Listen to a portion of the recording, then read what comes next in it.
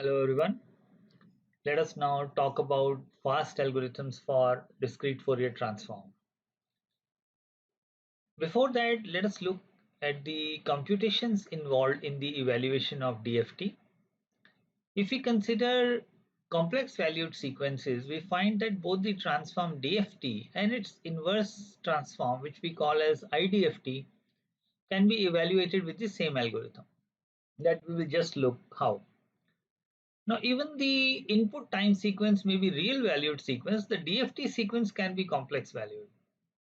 And DFT sequence can also be expressed explicitly in terms of its real and imaginary parts. Like this is the input sequence. If it is complex valued, then it can be expressed in its real and imaginary parts. Whereas for the DFT sequence also, we can express it into separately into real part and imaginary part. Now, if we look at the DFT formula, this is the DFT formula, hk equal to small n going from 0 to capital N minus 1 sigma hn e to the power minus jn to pi k by capital N, where k varies from 0 to capital N minus 1 and this small n also varies from 0 to capital N minus 1. We now substitute this hn with its real and imaginary parts separately, and we also expand, if we also expand e to the power minus j n to pi k by capital N in its cos and sine terms, and we multiply this cos and sine terms with inside of real and imaginary parts, then we get these four terms. Now for the calculation of, if you analyze this equation for the calculation of one DFT point, that means for one value of k, how many calculations you will have to do? You will have to, how many multiplications, let us look at, you will have to perform. So 1 2 1 multiplication, 2 multiplication, 3 and 4 multiplications, and small n will vary from 0 to capital N minus 1, so that means n will vary n times. So how many multiplications in all? 4 into capital N multiplications will have to be performed for the calculation of one DFT point. All right. Now let us look at the IDFT formula, which is hn equal to 1 over n sigma k goes from 0 to capital N minus 1 hk e to the power j n 2 pi k divided by n. Now if you look at the IDFT formula and DFT formula, there is a difference of just this sign, this power of e. Here it is negative sign and here it is positive sign. Only difference is that. And the second difference is of the scaling factor, which is 1 by n here in IDFT, but there is no scaling factor in HK in the DFT formula, right? So in the IDFT calculations also, you require how many multiplications? You require 1, 2, 3 and 4 multiplications you require, and k will vary from 0 to capital N minus 1, so that means n times. So 4n multiplications you require for inverse DFT also. All right. Now, except for the difference in the, that's what I was trying to explain you, except for the difference in the signs of the exponents and the 1 by n scaling factor in the inverse, the same operations are performed in both transforms, DFT and IDFT. Now, both the DFT and IDFT computations require 4n real valued multiplications per point. That's what I was just trying to explain you, that there will be 4n real multiplications, because this will be a real part, cos and HK, HK with sine and so on. So 4n multiplications will be required to be performed both in IDFT and DFT case. Real multiplications per point. That means if we do not break it into real and imaginary parts, then how many complex multiplications? N complex multiplications will be required. And if one point requires 4n real valued multiplications, then n points, because if you look at the DFT formula, one value of k requires 4n multiplications, and k also varies from 0 to capital N minus 1, that means n times. So how many multiplications in total will be required? In total we require 4n square. such operations are necessary to compute the n-point transform. So therefore, what the point that I'm trying to make is that you require a lot of multiplications, lot of calculations are involved in the evaluation of DFT or IDFT formulas. So we require faster algorithms which can perform the mathematical calculations in a very fast way. So fast Fourier transform is the algorithm that will help in making the DFT calculations faster. The fast Fourier transform is simply a mathematical technique to accelerate the calculation of the DFT. It was developed by Cooley and Tukey in 1965, and the assumption is that here capital N has to be the power of 2. All right. Typically, if the DFT is calculated, now let's look at if the DFT points are 1024, that means capital N is 1024. Now you imagine the number of calculations required. So it would make the calculation of the DFT quite demanding. Now, how the FFT algorithms are developed, FFT simply uses repetition and redundancy in the calculation to speed it up. We will see how the FFT algorithms are developed. The FFT is simply a technique. It is not a new transform. It is a technique only to make DFT faster, the calculation of the DFT faster. It is not a separate transform, right? The FFT is simply a technique to calculate the DFT, not a different transform. Now, let us start with the discrete Fourier transform, and we will then develop FFT algorithms from there. Now, a finite or periodic sequence has only n unique values. That means xn will vary from 0 to capital N minus 1. Spectrum is completely defined by capital N distinct frequency samples, right? That's I'm talking about the output of the DFT. We will I have already explained in the DTFT that you have to divide the 0 to pi range of DTFT into n equal steps. That means omega k equal to 2 pi k divided by n. K is an argument here, right? It's not the factor to be multiplied with omega. So omega equal to 2 pi k divided by n. So that means omega, the unit circle in the z plane is divided into 2 pi by n into k sectors, right? So whole 2 pi range will be divided by n, and k will determine the particular frequency point. And we will perform the uniform sampling, means the size of the division remains the same. Uniform sampling of DTFT spectrum. So this is the DTFT formula. X e to the power j omega is equal to xn e to the power minus j omega n, where n the sigma will be defined for n going from minus infinity to infinity. So this is continuous frequency. Here the this x of e to the power j omega is a continuous variable. So this is continuous frequency omega going infinite. This xn will also be an infinite sequence. It goes from the here n goes from minus infinity to infinity.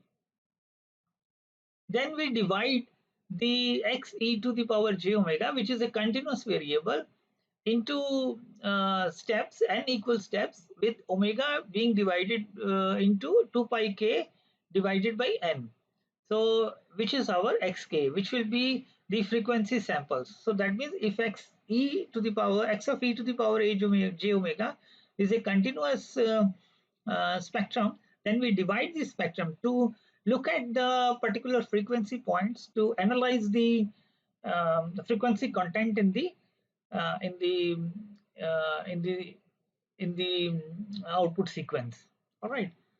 Now xk is equal to e to the power e j omega. So this will be the formula of DFT that we get from DTFT. Now, if you look at the this term particularly, e to the power minus j 2 pi k divided by n into n. Now xk can be expressed as xn into w subscript capital N kn, where w is what? W subscript n capital N is equal to e to the power minus j 2 pi by n. So we extract e to the power minus j 2 pi divided by n, and we leave the small k and small n, and we call this e to the power minus j 2 pi divided by capital N as w, and we call this factor as the twiddle factor. That is, this is what? This is actually 1/nth of a revolution, because we have to revolve around the circle. So this is 1/nth of a revolution. That's what is explained here. So this is the angle in which the whole omega axis will be. This is the smallest angle in which the division is made of the digital frequency, right? This factor Wn is known as the twiddle factor. There are certain characteristics of the twiddle factor. That means there are certain properties of the twiddle factor. One property is the periodicity.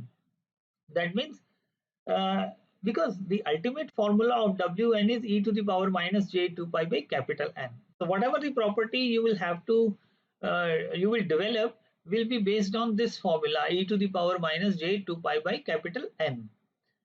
Now Wn to the power k plus n will be equal to Wn to the power k. So that means it is periodic in terms of periodic for k values. All right. So we can prove that. We just take this formula and we substitute the values here. You will see that it will be this w will be periodic.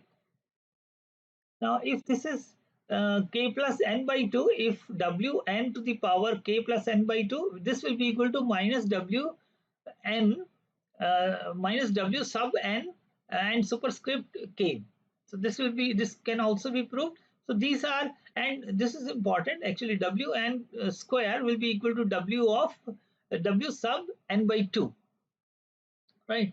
So you can just substitute the values here. That means how you can do it? Wn is e to the power minus j 2 pi by n. You will have to raise to the power k plus n to implement this Wn k plus n.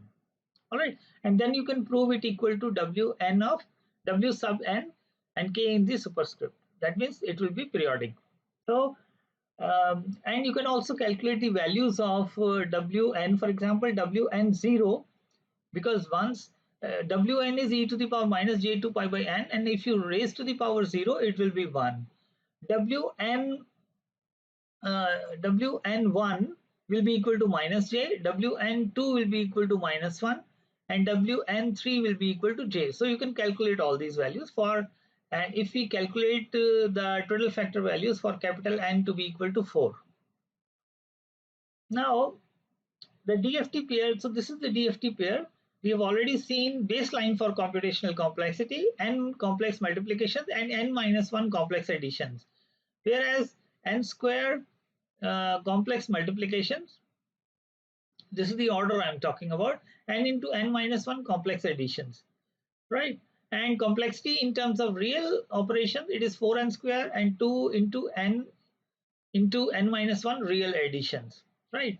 So this is about the DFT. Now we can make this algorithm, DFT algorithm, faster using based on two properties of twiddle factors. One is conjugate symmetry and one is periodicity. Periodicity we have already seen, and conjugate symmetry I will explain in the next slide. Now, faster DFT computation will take advantage of the symmetry and periodicity property of the complex exponential. This Wn equal to e to the power minus j 2 pi divided by n. What is conjugate symmetry? Conjugate symmetry says that Wn superscript k into capital N minus n will be equal to, because if you expand this, because this will be exponent, this k into n minus n will be an exponent to this whole e to the power e minus j2 pi by minus j2 pi divided by n. And if you solve it, you will see that this is equal to Wn minus kn. That means this is conjugate star here. This is conjugate taking this is equivalent to the conjugate, right? So this property is known as the conjugate symmetry. What I mean to say is that the values of the twiddle factors, these values of the twiddle factors, which are represented by w and in the superscript you have kn minus 1, and w and kn conjugate, that means minus sign here, are same. That means whatever, there is no need to calculate these twiddle factor values repeatedly. We will find in the overall calculation of the twiddle factors that these values will be same. So we can reduce the amount of calculations. And also regarding periodicity in terms of n and k, it says that if wn kn is there, then then it will be periodic wkn plus 1, and it will also be periodic in k plus n into n, right? So using these properties, we will find that many of the twiddle factors are repeating in the overall calculations of the twiddle factors, and we need not to calculate the twiddle factors all the time. Rather, we know what are the twiddle factors which will be same from the conjugate symmetry and from the periodicity property. So we can make use of these exactly same twiddle factors, and we can reduce the number of calculations. Note that too, if the DFT is an endpoint DFT, and we break the DFT into two smaller, here the approach used will be a divide and conquer approach. In the divide and conquer approach, to make faster DFT algorithms, what is divide and conquer? So if it is an endpoint DFT, what we will do is we will try to divide the DFT into subparts, right? Now n will be first divided into two n by 2 DFTs. So if we look at the calculations involved, n square calculations will be required for n point DFT, and if we use two n by 2 DFTs, then uh, twice of n by 2 whole square will be less than n square. So that's the advantage that we will get in the development of the fast Fourier transform algorithm. We'll see how we can do that, how we can achieve that. The point that is being made here is that we are using the divide and conquer approach, in which the endpoint DFT will be divided into two subparts. One part will have an n by 2 DFT, the other part will also have n by 2 DFT, and two n by 2 DFTs will of course involve lesser number of calculations as compared to the n square um, computations in the endpoint DFT. So algorithms that exploit computational savings are collectively called fast Fourier transforms. So this is the conjugate symmetry explained. So e to the power minus j 2 pi n k n minus 1, that's what is said here. Now if you expand this, you can prove it that e to the power j 2 pi by n k n is the you can so I mean this will be equal to this, and you can break this into two exponents and you will be able to reach to this value. All right, because you will see that this is actually w capital N minus kn. So this explains the conjugate symmetry, and the periodicity in n and k I have already talked about. Now let us look at the first algorithm, which is known as the decimation in time fast Fourier transform algorithm. How can we obtain this how to derive this algorithm is that we can rearrange DFT formula in two halves. As I said that we will follow the divide and conquer approach. If this is the DFT formula, which is xk equal to xn wnk, capital W sub n in the superscript, if it is nk, n going from 0 to capital N minus 1, we will arrange the terms in two pairs. That means we will separate out the odd, the even, we will separate out the terms for the even values of n and from the odd values of n. So we will divide the expression into two terms. That means we divide the expression um, uh, for the DFT for the calculation of DFT into two parts. So 2m will represent the the n by 2 point DFT, because now you will see that the index is m and it goes from 0 to n by 2 minus 1. So that means it is an n by 2 point DFT, right? N by 2 point DFT of x for even values of n, and this part will be n by 2 point DFT of x for odd values of n. So 2m here will define even values of n, and m even values for n, and 2m plus 1 will define odd values of um, n. All right. Now, so that means the endpoint DFT is actually, now if you because n is replaced with 2m plus 1, so it will be 2m plus 1 in the exponent of wn also. Now you extract wk from here, wnk from here, and you put it outside. This is the DFT formula, and this is also the DFT formula, and you will see that DFT endpoint DFT will be equal to n by 2 point DFT for even values plus multiplication with the WNK with n by 2 point DFT of the odd value for the odd values of n. So we can evaluate an n point DFT as two n by 2 point DFTs plus a few multiplications and additions more. But if DFT, the order of the, if big O complexity of DFT is O(n) square, then n by 2 point DFT will have the complexity as O n by 2 whole square. So that means it is 1 by 4 of O(n) square. So that means that's the reduction in the number of computations. So total computations will be twice into, this is for one n by 2 point DFT. Since two n by 2 point DFTs are there, twice into 1 by 4 O(n) square. So that means how much we achieve? It is half the computation of direct DFT plus some a few multiplications and additions. Now, let us look at the one stage decimation in time flow graph. So that means xk is an n point DFT broken down into two n by 2 point DFTs, and with some multiplication of this factor wn superscript k. What we can do is, if we take an example of an 8 point DFT and try to see the flow graph, what will happen is we will extract the even terms, the, because it is an 8 point DFT, that means 8 points are there in the discrete sequence, in the input discrete sequence, and we extract, we divide it into two parts. One will represent the even values of n, the other will represent the odd values of n. So we take x0 for n equal to 0, x2 for n equal to 2, 4, 6, 1, 3, 5, 7, and we apply to two DFTs, n by 2 point DFTs, and we get the output as x0, capital X0, from 0 to these index values are for k values, so we will get the values here. So we get x0 here for even terms, and x0 represent the even values, and x1 represent the odd values of x of the DFT sequence.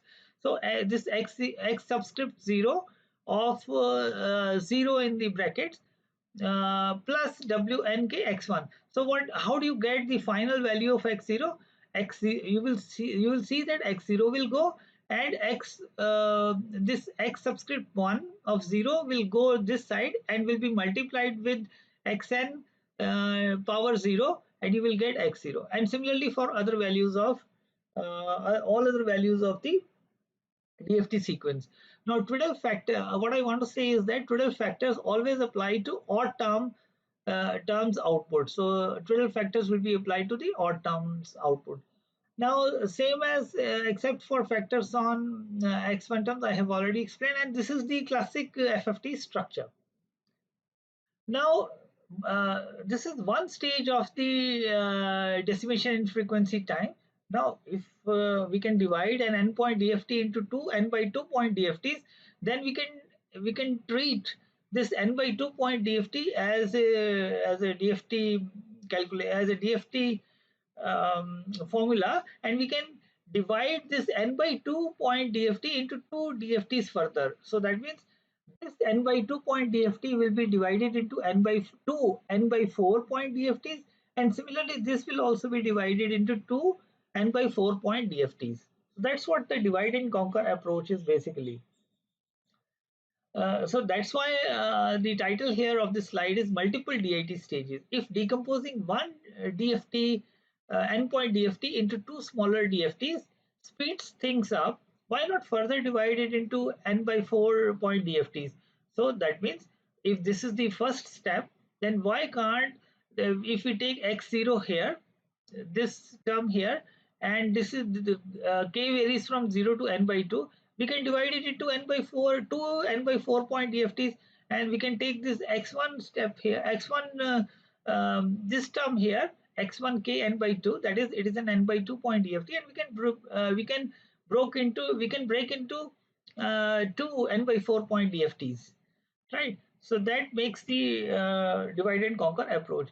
And this is for this is the butterfly structure. This is the two-stage DIT flow graph, that two n by 2 point DFTs further divided into each n by 2 point DFT is further divided into two n by 4 point DFTs like this, and similarly for the odd values. So this will be, how do we consider the terms here? We will consider this is 0, 2, 4, 6. So we will here make the combinations of 0 and 4 and 2 and 6. Right, 0 and 4 and 2 and 6. So these are further applied. Uh, the the rest of the formulas remain the same. This term will come from here. This term will go from here. Multiplication will take place, and we will get this x0. The same formula will be applied here. If you see, this is the n by 4 point DFT. This will be multiplied with the Twiddle factor, and these are the odd values of odd points. Right now, so this is, and further this stage is similar as the first stage in this diagram shown. So these are when these two stages are cascaded, so we finally get the output sequence. Now can keep doing this until we get down to 2-point DFTs. So 2-point DFTs x0 and x1. So we will get the final values of x0 and x1 like this. So this is the butterfly element. I mean, this is the this is the butterfly structure, and what is the butterfly element? This will be this is a 2-point DFT. So if you consider a 2-point DFT, W20 will be equal to 1 and W21 will be equal to -1, and this is just the representation of the butterfly structure. Now, basic butterfly at any stage. Let's see. This is for this is x0 r, and how the basic structure of the how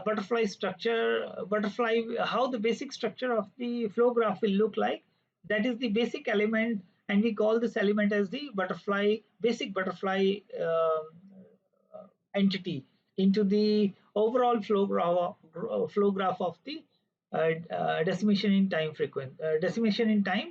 FFT. Now this is one term, and this is let's say this is coming from the odd term. This is the even term. So even term will go straight, right? And this will be the odd term will go from this side, will be multiplied with this factor, and we will get this this factor, right? Now what will happen? The even term will come here. This will be multiplied with this factor x of r plus n by 2. This is how the basic butterfly structure will look, and it can be simplified to, because this wn of r plus n by 2 is minus wn. So we can we can take, because here what will happen is here two multiplications are involved. One, for if this term is going to in this direction, this has to be multiplied with this factor, and this wn r plus n by 2 is also going straight, so this will have to be multiplied here. instead of doing that, what we will do is we will take W and R out here also, because when it goes in this direction, this is multiplied with W and R, and when it goes in this direction, this is multiplied with minus of. So what we will do, we will multiply this term with W and R before it enters into the butterfly structure, and then we will multiply. Rather, we will not do the addition, we will perform only the subtraction here. Maybe you can do the 2's complement addition. So that will reduce just one. Here two multiplications will be there, complex multiplications will be there, and in this structure only one complex multiplication will come, and we can modify the overall structure of the uh, DIT decimation in time FFT algorithm. So these minus ones are absorbed in these nodes only. Just this is just a representation how you represent the FFT structure. That is up to you. Now, if you see here, if you look at the when we divided this into n by 4 point DFTs, we got these values at the input and at the input. This is x0, 4, 2, 6, 1, 5, 3, 7. So these are known as the bit reversed values, meaning by if this is x0, the coding can be 000. If this is x4, this will be 100, right? Originally, if we go like this 001 2 3 4 5 6 7 expressed in binary terms. Now what is bit reversing? Bit reversing is all the bits are reversed, I mean rotated. So this one will come here, it will make it 4. So if this is the case, right, so this is 010. If we take this 0 here, one will remain at the same position and this 0 will come here. So this is bit reversing, so it remains 010 only. If this is 011, so this one I'm sorry, this one will come here, this one will remain here, and this 0 will come here. So this is 110, that means it is x6. This is 100, it will become 001. 101 will remain 101. 110 will become 011, right? So these are bit reverse. This representation at the input of the decimation in time FFT represents the bit reversed sequence. But at the output, you will get the same sequence. If you apply in the decimation in time FFT algorithm, what you do is you apply the input in term in bit reversed form, whereas at the output you will get the normal form. All right, and if we look at the FFT complexity, total number of butterflies, how many total number of butterflies are there? This will be n by 2 log of capital N, number of stages. As each butterfly gives one complex multiplications and two complex additions. So FFT has complex multiplications of the order of n by 2 log n instead of on squared in the case of normal endpoint DFT. So this is a reduction in the number of complex multiplications, and of course in the complex additions also. In the original endpoint DFT, the number of additions were of the order of n into n minus 1, and here it is n log n. Now let us look at the inverse FFT formula. IDFT formula is meaning by that we can we can get the sequence from the DFT sequence, the original time discrete time sequence also from the DFT sequence with this formula, where Wn will be minus nk, and there will be a scaling factor. So this green color shows that only differences from forward DFT. Only it is in the sign here and in the scaling factor. So forward DFT of xn is x forward DFT, and if we take the conjugate on both sides, what happens is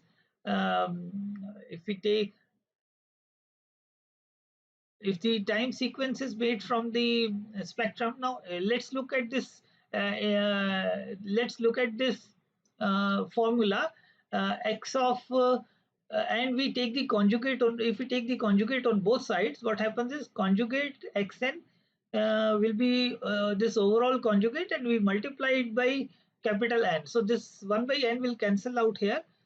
And if we modify now this and we take the conjugate inside, this is x star k and w and k. This negative sign will become positive sign, right?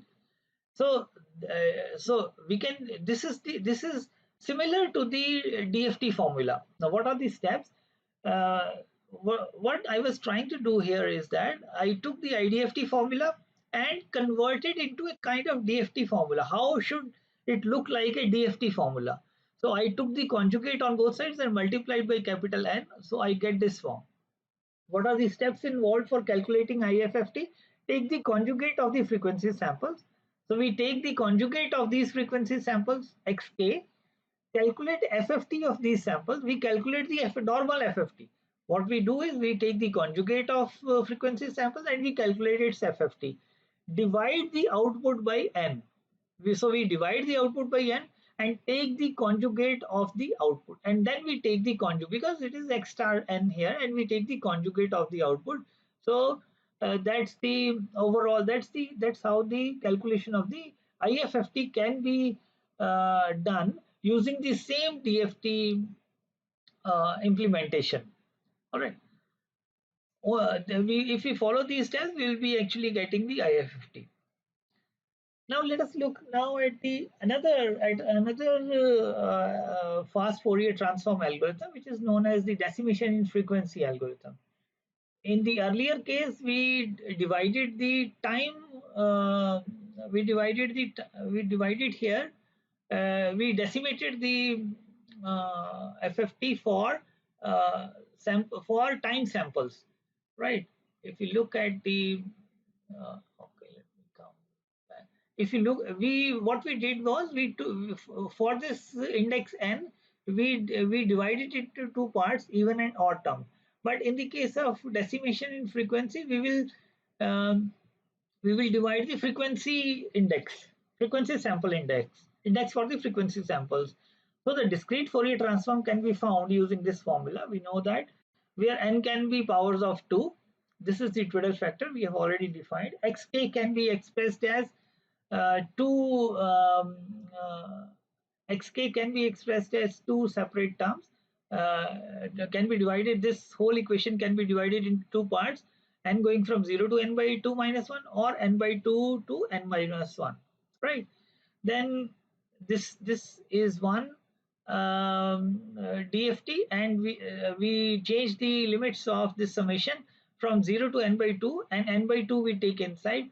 So this forms the same thing, right? So this is n by 2, and we extract this term wn in the superscript kn by 2 out, and these two terms will be now. This is an n point DFT. This is again an n point DFT, n by 2 point DFT. This is an n by 2 point DFT. This is an n by 2 point DFT, right? So we can also calculate wn in the superscript n by 2k. So we can equate it to minus 1 to the power k. This is equivalent to minus 1 to the power k. So xk, what is xk now? Xk will be xn sigma n going from 0 to n by 2 minus 1, and this it will reduce to this formula. Now if k is equal to 2m or an even number, so that means we divide the frequency index for the frequency sample into two parts for odd and even values, x2m. So in place of n we will put 2m. So what we get is n going from 0 to n by 2 minus 1, and what we do is we this x2m will be equal to this formula, xn plus n by 2, right?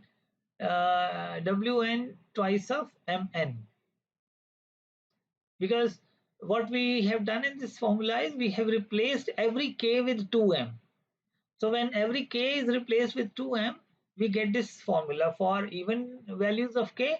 And noting that wn 2m, and we, as I said, this is just the explanation of from where this factor w n by 2, w subscript n by 2, and in the superscript mn has come. All right, so an is equal to xn plus xn by 2 in this relation. An is equal to this summation of these two. then x2m, that means then x2m is n by 2 point DFT for an. And if we replace k with 2m plus 1, we will see that bn equal to xn minus xn plus n by 2. So x2m plus 1 is n by 2 point DFT for this value, bn into wn to the power n. And we can then use a flow graph to represent decimation in frequency. If we take the frequency samples, right?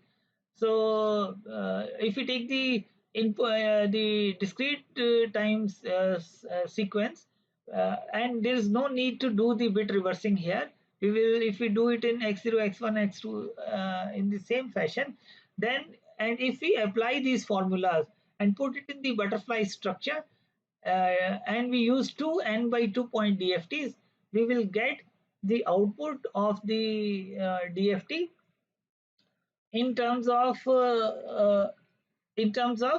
bit reversed sequence. The output in the decimation frequency will be in the bit reversed fashion, whereas the input will be in the straight fashion.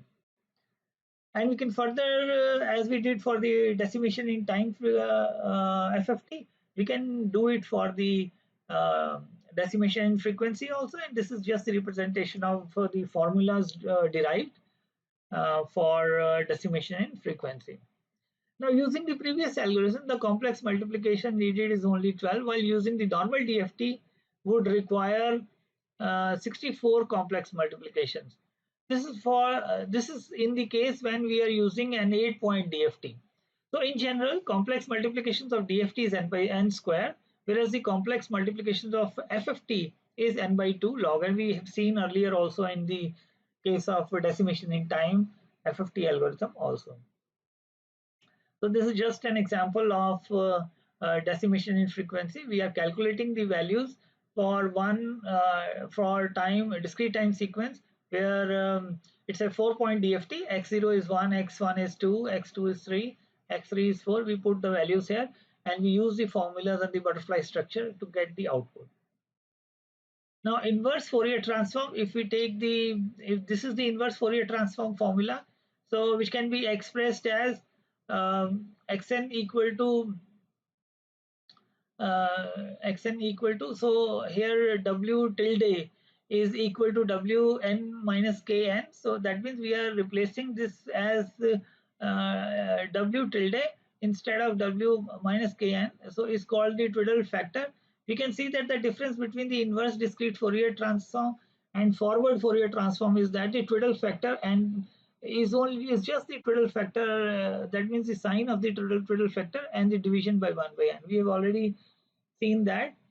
So this is the inverse Fourier transform. That means we can calculate the inverse Fourier transform using the same DFT implementation, just taking care of the sign of the twiddle factor, and we have to then multiply it with the scaling factor 1 by n. All right, a comparison of the number of complex multiplications required for direct evaluation of the DFT and the number of, so this is just the calculation, just the comparison for different points of the FFT for the, in case of normal DFT, straight DFT and FFT algorithm. So how much it is faster than the normal DFT, how much FFT algorithm is faster. So for a 16-point DFT, it is 8 times faster. 256-point DFT, it is 64 times faster. And for 1024-point DFT, it is around 200 times faster than the normal DFT algorithm. Now, this is all about the FFT algorithm. Now, let us look at one more fast algorithm for the for implementing the DFT, and that algorithm is known as the Gaussian algorithm. So Gaussian algorithm is a technique in DSP for efficient evaluation of the individual terms of the DFT. So this technique will be used to evaluate the individual terms of the DFT. Like the DFT, the Gaussian algorithm analyzes one selectable frequency component from a discrete signal. Unlike direct DFT calculations, the Gaussian algorithm applies a single real valued coefficient at each iteration using real valued arithmetic for real valued input sequences. For covering a full spectrum, the Gaussian algorithm has a higher order of complexity than fast Fourier transform algorithms, but for computing a small number of selected frequency components, it is more efficient. So if you are trying to calculate the DFT output for individual points, then this algorithm is useful. The simple structure of the Gaussian algorithm makes it well suited to small processors and embedded applications. The main calculation in Gaussian algorithm is of the form of digital filter, which operates on an input sequence xn. So how the structure of the Gaussian algorithm will look like, you will have to apply the input sequence in a cascade of two stages, giving the frequency to be analyzed in radians per sample. The first stage will be an IIR filter. The second stage will be an FIR filter. Now this again makes use of the periodicity property of the Twiddle factors. So we will multiply. This is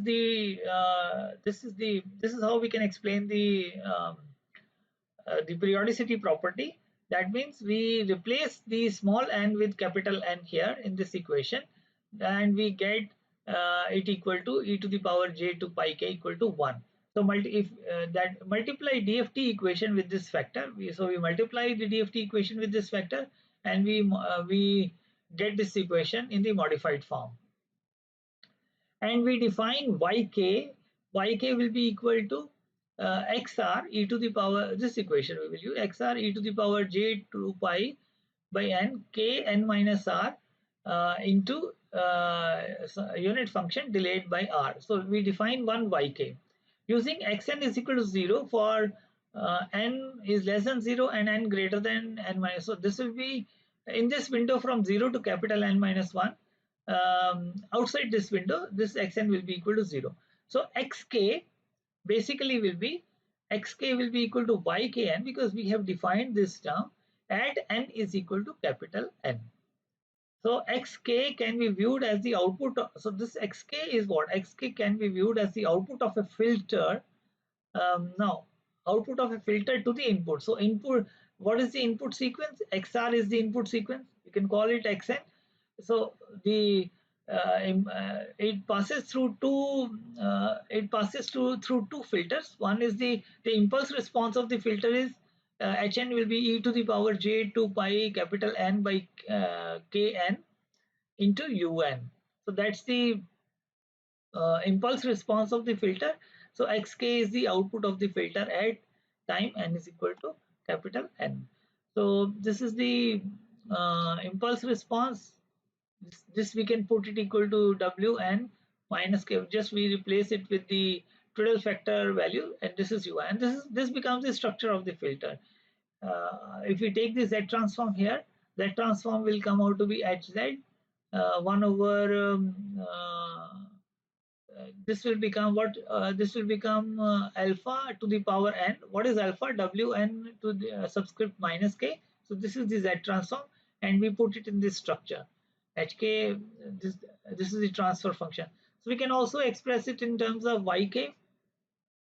So what I mean to say is that xk is actually yk at n is equal to capital N.